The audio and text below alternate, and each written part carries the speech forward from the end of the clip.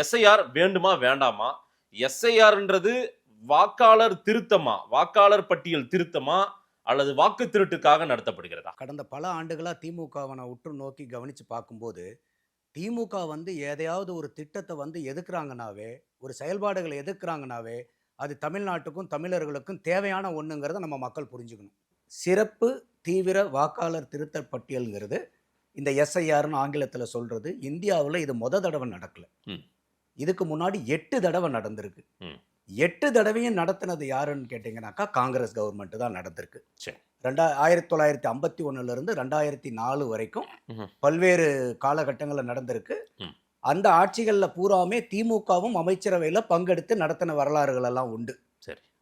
இப்ப நடத்துறது பாத்தீங்கன்னாக்கா 9வது எஸ்ஐஆர். எஸ்ஐஆர். எதனால இந்த எஸ்ஐஆர் நடத்துறாங்கன்னு நம்ம 8 தெரிஞ்சுக்கணும். முறை டென்யூர் இருந்ததுல, கால அவகாசம் இருந்ததுல, அந்த வாக்காளர் தீவிர சிறப்பு பட்டியல் அந்த சரிபார்ப்பெல்லாம் கால அவகாசம் நேரம் எடுத்துக்கிட்டதுல அதெல்லாம் போயிட்டு ஃபார்மை கொடுத்து எல்லாம் ஃபில் பண்ணி அதில் சரிபார்க்கப்பட்டு அதையெல்லாம் ஏற்றி அதுக்கான அவுட்புட் வர்றதுக்கு டைம் இருந்துச்சு.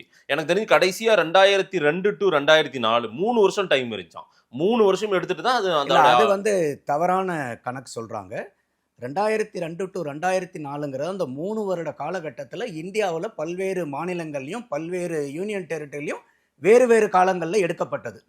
பீகார் எடுத்துட்டீங்கன்னா 2003 சொல்றாங்க. பீகார்ல 2003 நடக்குது. அன்னைக்கும் இதே 30 நாள் தான், ஒரு மாசம் தான் டைம். எப்போ இந்த 2003 நடந்தது. 2003 இப்ப 2025 நடந்ததும் அதே 30 நாள்.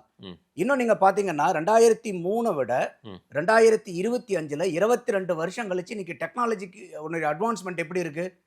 அப்போ இன்னைக்கு சீக்கிரமாவே முடிக்கலாம். இன்னைக்கும் இன்னும் பாத்தீங்கன்னா சீக்கிரமாவே முடிக்கக்கூடிய வாய்ப்புகள் இருக்கு. ஆனா அதே 30 நாள் இன்னைக்கும் கொடுக்குறாங்க.